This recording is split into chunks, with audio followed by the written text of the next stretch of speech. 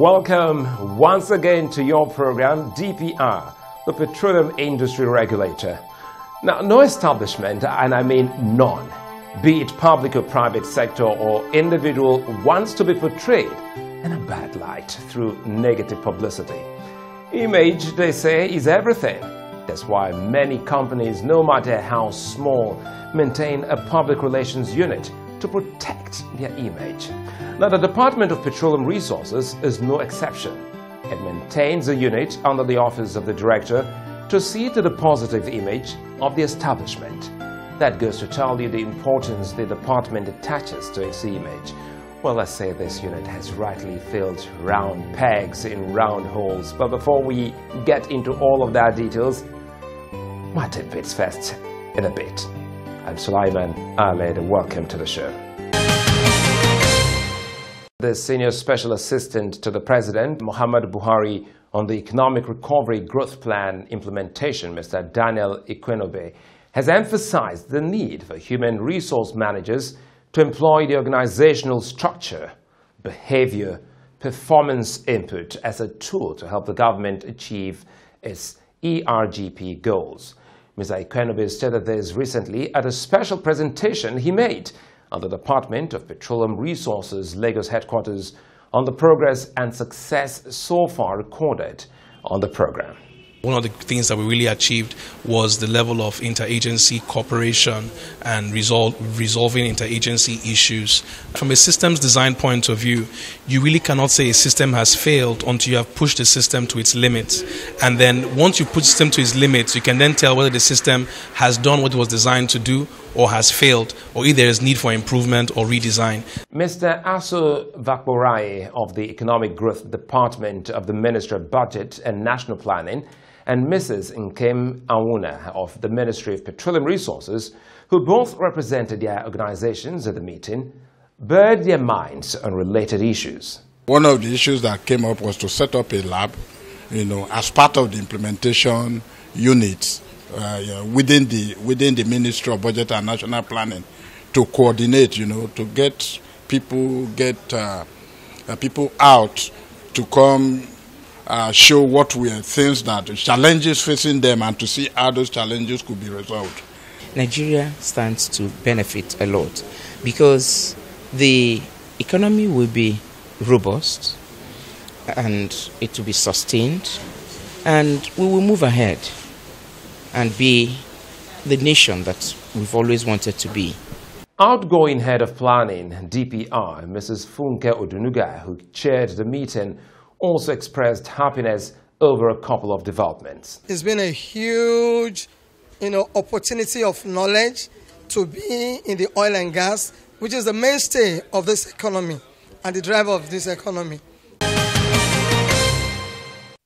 The United Arab Emirates flagship oil and gas company ADNOC has made a huge gas discovery of 15 trillion cubic feet and a crude oil discovery of 1 billion barrels.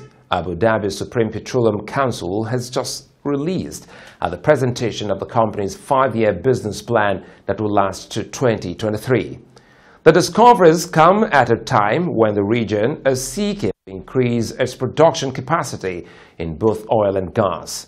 For the UAE, more gas production is particularly important because despite its loyalty to Saudi Arabia, the country needs Qatari gas to satisfy its energy demand. The discoveries ADNOC reported were made in 6 untapped blocks that were open for exploration earlier in 2018. According to the company, they might contain several billion barrels of oil on top of the 1 billion barrels already estimated. However, these estimates have been made before exploratory drilling begins, which is scheduled for the first quarter of 2019, when the first exploration and production licenses will be awarded by ADNOC. For now, the company only said the gas production boost will come from 3 blocks, Ale, Gesha and Dalma, which, when development begins, will add 1.5 cubic feet daily of natural gas to ADNOC's gas production. This, the company said, will help it sustain LNG production until 2040. In oil, ADNOC said it planned to boost its oil production capacity to 4 million barrels per day by 2020 and further to 5 million barrels per day by 2030. To date, ADNOC produces around 3 million barrels per day of crude. But by December this year, it has ambitions to boost this to 3.5 million barrels per day. ADNOC's chief executive Sultan Ahmed Al-Jaber noted that global oil consumption is seen to rise by 10 million barrels per day by 2040 and gas demand rising by 40%. This is a special announcement from the Department of Petroleum Resources. Gas is safe. Gas cylinders are to be kept outside. If you're buying LPG cylinder, look for NIS number on the cylinder. Exchange of gas cylinders with retailers during purchase is best practice instead of refilling from another cylinder. Buy gas from certified LPG plant. Repairing faulty gas cylinders is unsafe. For more information, visit the nearest DPR office or our website www.dpr.gov.ng. By the way, what is public relation? Well, so many experts have given their own interpretations. How did it begin? How old is it in the country? How has the Department of Petroleum Resources used public relations to stabilize its image in critical sector of the Nigerian economy? This background report on the public relations history and its adaptation by the department will simply tell you more. Public relations, PR for short, is a practice of managing the spread of information between an individual and an organization such as a business, government agency or non-profit organization and the public. Public relations may include an organization or individual gaining exposure to their audiences using topics of public interest and news items that do not require direct payment. This, in the right sense, differentiates it from advertising as a form of marketing communications. Public relations, analysts say, is the idea of creating coverage for clients for free rather than marketing or advertising. Advertising is also a greater part of public relations activities. However, the aim of every public relations unit is to inform the public, prospective customers, investors, partners, employees, and other stakeholders about its establishment and its activities. The objective is to ultimately persuade all the stakeholders to maintain positive and favorable opinion and image about the organization, its leadership, products, and activities. However, public relations is not a phenomenon of the 20th or 21st centuries, but rather has historical roots. Most publications consider the establishment of the Publicity Bureau in the 1900s to be the foundation of the public relations profession. Academics have found earlier forms of public influence and communications management. These were in early civilizations, during the settling of the New World, and during the movement to abolish slavery and slave trade in both England and the United States of America. Propaganda was also used by the United States of America, United Kingdom, Germany, and others to rally for domestic support and demonize opponents during the World Wars. This was tagged as extreme form of public relations in the prosecution of the Great Wars. This resulted in more sophisticated commercial publicity efforts as public relations talents entered the private sector. Most historians believe public relations became established first in the United States of America and then spread internationally. Many American companies with public relations departments spread the practice to other parts of the world, especially when they created European and Asian subsidiaries of their companies. The second half of the 1900s is considered the professional development building era of public relations. Trade associations, public relations news magazines, national and international agencies, and academic principles for the profession were established. In the late 20th and early 21st centuries, press release services began offering social press releases.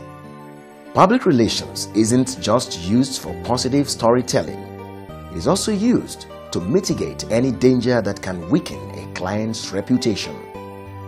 Public relations professionals are adept at handling a wide range of good and bad circumstances. They must address some of these issues so that the client and the public can have beneficial relationship. In Nigeria, public relations practice began in the early 50s and 60s. Today, it has become a respectable profession as many top companies, both national and multinational, care much about their image, and the Department of Petroleum Resources is no exception. The department has a public relations unit under the office of the director. It is manned by highly educated professionals who stop at nothing to see that the image and reputation of this very important monitoring and regulatory arm of the Nigerian oil and gas industry is maintained. We are saddled with the responsibility of managing the image of the Department of Petroleum Resources. So basically what we do, we have our stakeholders engagement forum, and we also have our social media management function, which is a responsibility under the Public Affairs Unit. The Public Relations Unit of the Department of Petroleum Resources tries as much as possible to sustain the good image of the department, not only with the stakeholders, but also with the Nigerian public. They do this through interpersonal relationship. The media, both print, electronics, and press releases, when informing the public of critical developments in the Nigerian oil and gas industry. We are partners with the media as a whole, both the print and the electronic media. Over time, we have built relationship with them, which we intend to foster and to continue to improve as the need arises. The media are our major people. We need them, they need us. So basically, we have created an avenue whereby we relate with them, and this goes from events like having a training section for the media, which was done recently. We usually do this regularly. As the regulatory arm of the Nigerian oil and gas industry, the Public Relations Unit is always at its toes, informing the public on each step the department has taken to maintain stability in this critical industry that sustains the Nigerian economy. And when there is huge oil and gas discovery, either in the inland or offshore Nigeria, it is the responsibility of the Public Relations Unit to bring the new tidings to the anxious Nigerians.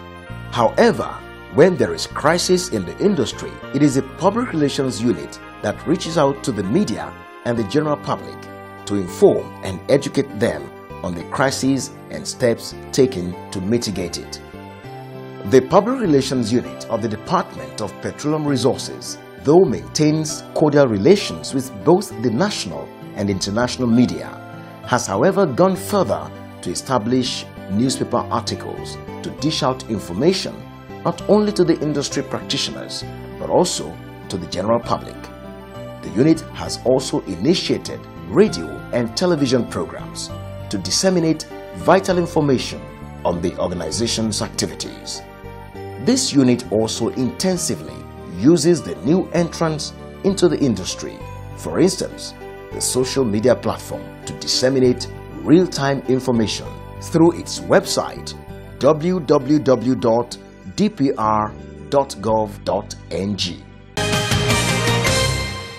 Anthony Amos is already waiting for me to hand over to her for a very interesting interview with the head public affairs of the Department of Petroleum Resources, Mr. Paul Osu. A man who is always cheerful, he mixes easily in any circle. Well, I think I've never seen him get angry. You just won't believe it. In trying to bring out everything about DPR, he had to say it the way it is. Tonya, let's see how you drill Mr. Osu this time around. Well, for some weeks now, you must have been watching this program, and we thank you so much for being there for us. And today we are going to meet the arrowhead behind who made this program so possible for you to watch from your homes. And I'm talking about no other person but Mr. Paul Osu, who is the head of public affairs at the DPR. So Osu, you're most welcome to this program. Thank you very much. It's really good to be able to catch up with you. It's my pleasure. Okay, so as the head of the PR, I want to find out from you, what is PR like for you at DPR? Thank you very much for the question. I think first and foremost, let's understand the mandate of the Public Affairs Unit in DPR. The mandate of the Public Affairs Unit in DPR is to build and maintain relationships between DPR and its stakeholders. And arising from this mandate, we have been able to carve out our public relations objectives for DPR, which are basically to formulate and implement programs that will highlight our corporate vision and mission and key policies, to also propagate an open and transparency regulatory model using the mass media. So arising from this objective, we've been able to identify 4 critical functional areas to help us achieve these objectives. And these are information dissemination, stakeholder management, media relations, and issues management. So those are the critical functions of the Public Affairs Unit in DPR. And so over the years, how would you describe your relationship with your major stakeholders, which is the media, the primary constituents? Well, that's an interesting question. I think our relationship with the media has been very cordial. It's been very good, robust relationships. Like you said, they are critical stakeholders in our affairs. You cannot but work with the media, just like we do. But I think the key issue in our relationship with the media, which has been very positive to us, has been, like as stated in our objective, our ability to be open, to be transparent in all we do, you know, to be able to give the media adequate and timely information, open our books, open our processes. That has made their own job easier, which has strengthened our relationships with them over the years. And I think it's been so far so good. Would you say you have had any issues with the media over the years? Well, you cannot run away from such things. I mean, the issues will always come, and it borders on the same thing we're talking about. Your inability probably to meet up with some of their information timelines, your inability to get them to report sometimes from your point of view, you know, and like I said, the best way to deal with these issues, which we have adopted, is to partner with them. Let us be, we see them more as partners. You know, it's collaborative engagement. This is who we are. This is how we do our things. We even go as far as even organizing training programs for the media, for them to understand the DPR, our primary responsibilities, how we carry out these responsibilities, to make for better reporting. So I think on the whole, our relationship has been robust. Well, you agree with me that what you've talked about is more to do with the physical, the old-time media, the traditional media. How do you now handle the social media and their entrance into information dissemination? The DPR of today, it's a dynamic organization. So what it means is that, I mean, just like in line with global practice, we've been able to identify that the social media, which is, we call it the new media, is a critical arm of information management globally. So we've been able to, you know, to raise consciousness and awareness in this regard by becoming major entrants in this new media. We've been able to set up our own social media handles, the Twitters, the Facebooks, the Instagrams, the LinkedIns, and using that as communication channel for us. And it's been very, very interesting. I think, and the major key too for the social media, like you said, is I mean, like we said earlier, it's still about transparency. It's still about content development. You know, not just being on the social media for the sake of it. Make sure you have good contents, and those contents, the only way you can assess they are being good is to make sure that they tell your stories the way you want your stories to be told. So I think we'll be managing very well on the social media. Like I said at the beginning of this program, you are the arrowhead behind this program, and I know there's another one running on radio. DPR and its Public Affairs Department has been in existence for quite a number of years. How did you get this to happen this time around? That's a tough one. But I think it's part of the dynamism we talk about in DPR generally. When the current headship took over, part of the things we decided to do was to, I think the mandate or the vision of the director was to see DPR grow from where it was to a new destination. And positively so, we've been able to achieve this. And this made us go into our shells, not just the public affairs unit, I mean organizational wide, to say, how can we align with the director's vision to take DPR from where it was to where we want it to be in terms of complete paradigm. I mean, so that made us put on our thinking cap, I mean, to come up with various initiatives, which includes this TV program, the radio program, which we currently run on Radio Nigeria, and which has extensive reach to 36 FM stations at the go, and the NTA, which is not just local, but international as well. And so I think that's aligning with the vision of the of director in this instance has really helped us to put on our thinking caps, and most importantly, enjoying the support of management too, and buying from them on our ideas. So this has actually made us to achieve the things we've been able to achieve in terms of using the mass media to propagate our regulatory model. So what would you say the feedback has been like since you commenced the radio and recently this TV program?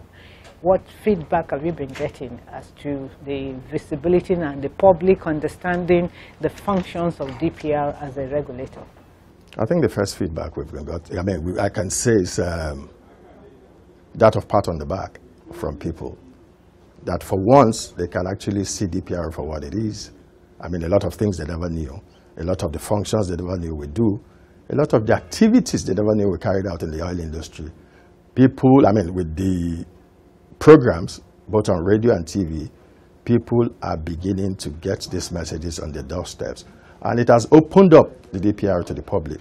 You know, the misconception about who we are and what we do, what role we play in the industry, has to a large extent been corrected, you know, with these programs. And we hope to stretch it further, you know, by sustaining these ideas, you know, using the mass media, like I always say, which includes the new entrant, the social media, you know, to reach out more.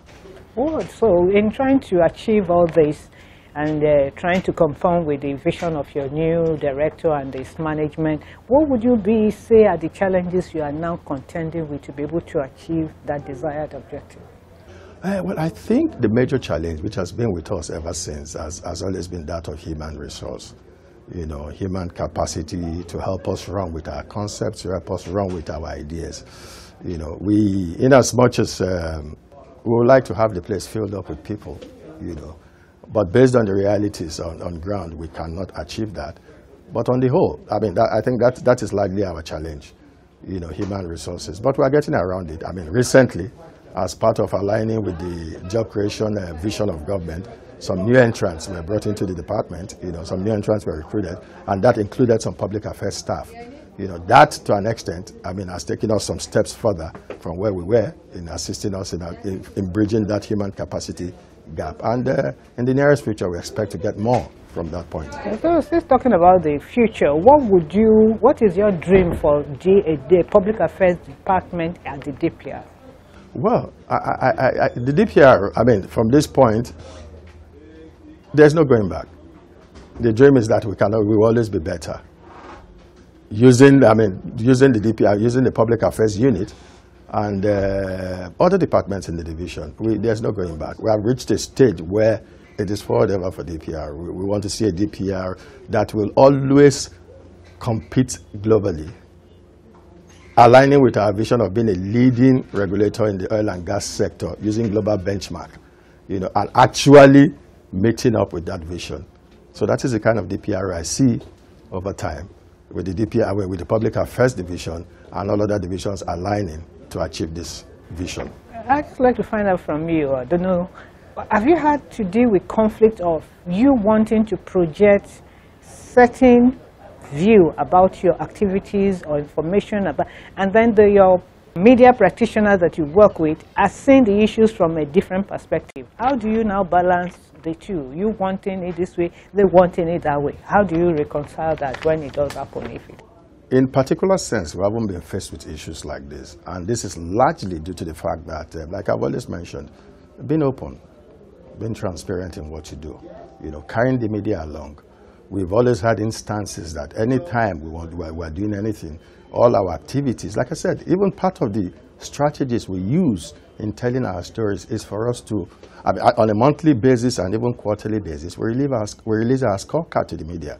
That for this period in time, this is what we have done, this is what we are doing, immediate, going forward. So we've never had that kind of situation where we look at things from different perspectives. Because of this openness, we're able to converge, always meet ourselves at a point, and we see things openly.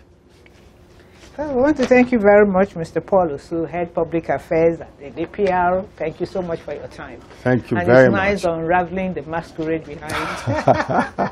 Thank you very much for having me. Didn't I say? Well, anyway, thank you, Antonio, for that interesting interview, for being able to bring it all out of Mr. Osu. Well, here I draw the curtain on today's edition of the program. I can't wait to be back again next week. See you then. Bye-bye.